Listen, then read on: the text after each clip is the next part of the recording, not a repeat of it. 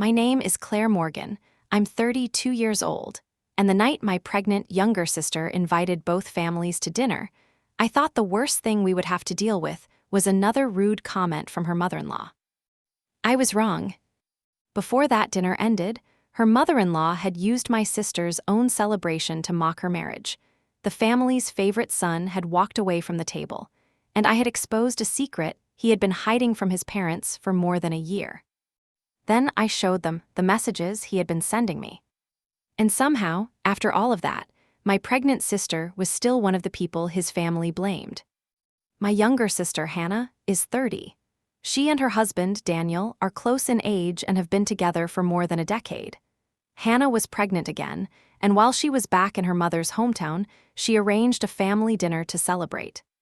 Both sides of the family were there. From Hannah's side, my sister Carmen, our father, and I were among the people who could make it. Nearly all of Daniel's immediate family came too, including his brother, Jake. Jake is 32. And if you spent enough time around Daniel's family, you did not need anyone to explain who the favorite child was. It was Jake. Hannah had told me about conflicts with her in-laws over the years, and favoritism was part of the pattern. Jake seemed to get the benefit of the doubt in situations where Daniel did not. Excuses appeared quickly when Jake was involved. There was another reason Jake mattered that night. For years, Jake had been engaged to a longtime partner who was also a close friend of Hannah's. But that woman had ended the engagement a long time earlier. Hannah knew because they were close. My sisters and I knew too. What I did not realize until that dinner was that Jake's parents apparently did not know. Before I understood that, the evening had been fairly normal. I'll admit I had a couple of drinks. I was not drunk, but I had enough of a buzz that I was probably less willing than usual to sit quietly through another insult aimed at my little sister. At some point, Hannah's mother-in-law started talking about Jake's engagement. She mentioned how unfortunate it was that Jake's former fiancé could not be at the dinner, especially because she and Hannah were so close. Hannah nodded and tried to move the conversation along. That should have been the end of it. Her mother-in-law kept going.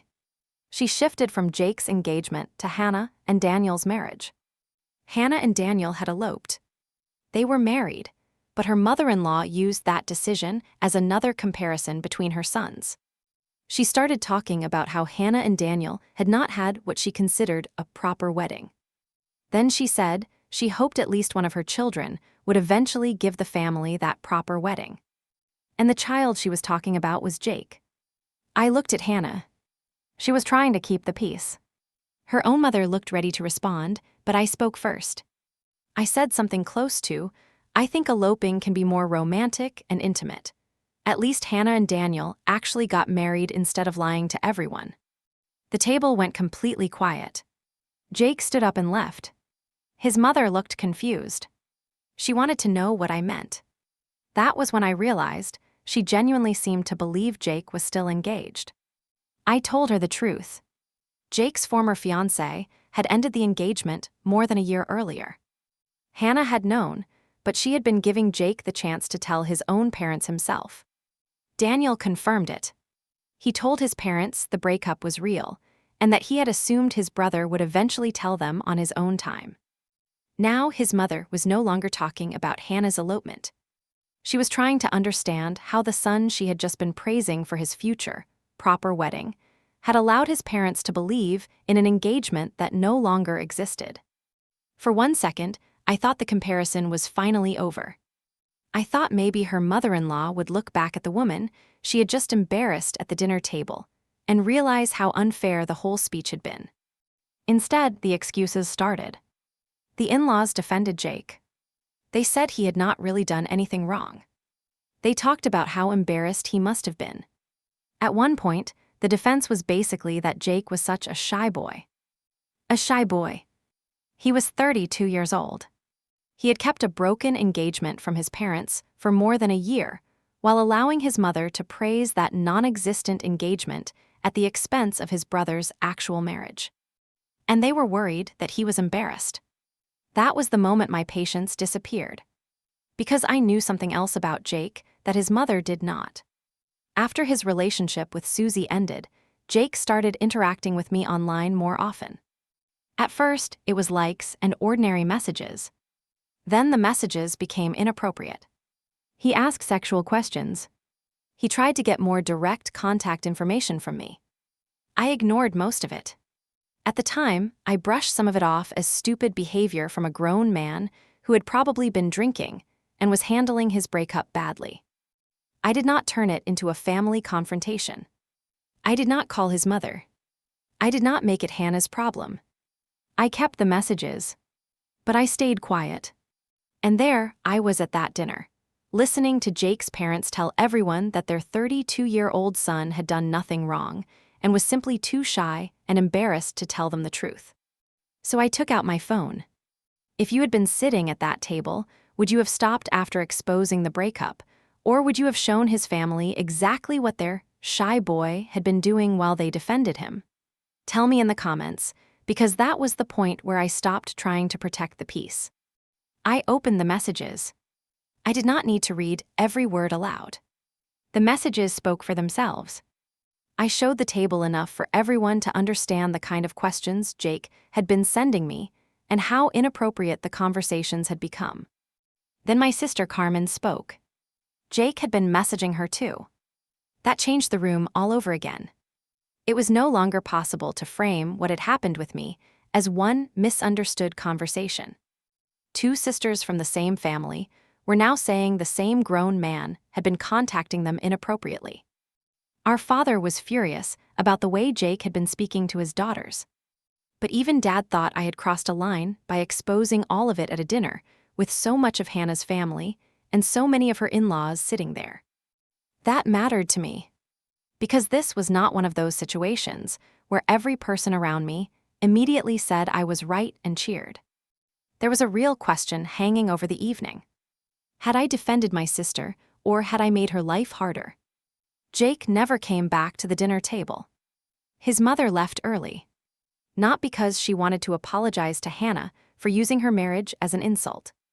Not because she wanted to ask me or Carmen about the messages. She left to make sure Jake was okay. Even after everything that had just come out, her first instinct was still to go after him.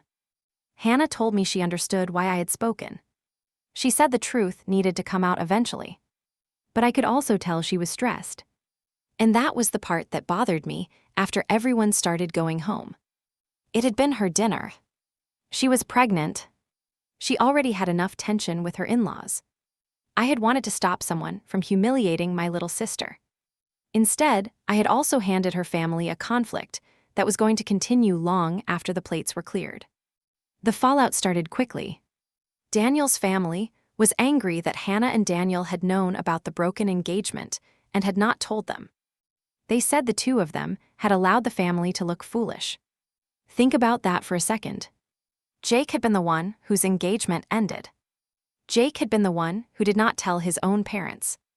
Jake had been the one who let his mother continue talking, as though a wedding was still coming. But when his parents discovered the truth, part of their anger landed on Hannah and Daniel for not telling them for him. Jake also turned his anger toward Hannah.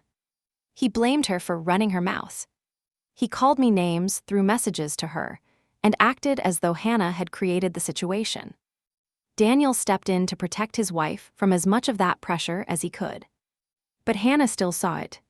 She was pregnant, and once again, the favorite son had created the problem while other people were expected to manage the consequences. I kept asking myself whether I should have stayed quiet. There was another uncomfortable fact I had to admit. Until that dinner, I had not actually known that Jake's parents were unaware of the breakup. Hannah lives several hours away by plane, and we do not spend our calls discussing every detail of her in-laws' lives. I knew the engagement was over. I assumed Jake's family knew their own son's relationship had ended. So when her mother-in-law started praising his future wedding, I was not walking into that dinner with a plan to expose him. I reacted because she was using my sister's elopement to put her down. That did not erase the fallout. But it mattered. I had not arrived with screenshots prepared and a speech ready. The whole thing happened Because her mother-in-law decided to turn a pregnancy celebration into another comparison between her sons. A little later, there was finally one sign that someone on Daniel's side understood what had happened. His father apologized for her mother-in-law's behavior. But Hannah and Daniel were still not speaking to her mother-in-law. Then Hannah said something to me that changed how I felt about the entire night. I apologized to her. She laughed and told me it was okay. Then she said the fallout might actually have been worth it. Because this could be the thing that finally pushed her and Daniel to cut his family off entirely. That was when I understood that what happened at the table had not created the problem. It exposed the problem. The dinner did not create Jake's favoritism. It exposed how quickly his parents would defend him. I did not end Jake's engagement. I exposed the fact that he had allowed his parents to believe it still existed. I did not send those messages. I showed the messages he chose to send. And Hannah did not humiliate herself by eloping. Her mother-in-law chose to use that marriage as a weapon at a dinner that was supposed to celebrate Hannah's pregnancy. I thought that would be the end of it. It was not. The next morning, I unblocked Jake. If there was any chance he had calmed down or learned anything from the night before, his next messages erased it. He sent me a stream of insults. He called me horrible. He attacked my appearance. He said cruel things and then insisted he would never be interested in me anyway, as though that somehow erased the messages he had already sent. I left him on read. Then he sent me an unsolicited explicit photo. After everything that had happened at dinner, after his parents had defended their shy boy, after he had blamed Hannah, his response was to send one more piece of evidence showing exactly why the family's excuses made no sense. I told Hannah. Daniel's response was simple. Take screenshots. Send them to his mother. I remember looking at my phone and thinking about how the night had started. His mother had sat at that table, talking about which son would give her a proper wedding. She had treated my pregnant sister's real marriage like the disappointing version, and Jake's imaginary future wedding like the family success story. By the next morning, there was no engagement to brag about. Two sisters had revealed inappropriate messages from her favorite son, and he had managed to make the situation even worse all by himself. I still understand why my father thought I should have handled the situation differently. Public exposure has consequences. And if Hannah had told me that I had made her life worse and she wished I had stayed quiet, I would have had to live with that. But that is not what she said. She said the fallout may have been worth it. Because for once, the family pattern had become impossible to hide. The favorite son lied. The favorite son sent the messages. The favorite son walked away when the truth came out. And somehow, the first people questioned were still the ones who had stopped protecting him. That is what favoritism does to a family. It does not only give one person more attention. It quietly assigns everyone a role. One person gets excuses. One person keeps the peace. One person absorbs the insults. One person is expected to know the truth, but not say it. And the moment somebody refuses their assigned role, everyone acts as though that refusal created the chaos. My sister invited her family to dinner because she was celebrating a pregnancy. Her mother-in-law chose that table to remind her that she did not think Hannah and Daniel had married the proper way. I chose that same table to stop pretending the comparison made sense. Maybe it was messy. Maybe there were quieter ways to do it. But there was nothing imaginary about Hannah's marriage. There was nothing imaginary about Jake's breakup. And there was nothing imaginary about the messages on my phone. By the end of that dinner, the golden child had finally been forced to carry the weight of his own choices. And my pregnant sister had finally started asking whether keeping the peace with people like that was worth the price.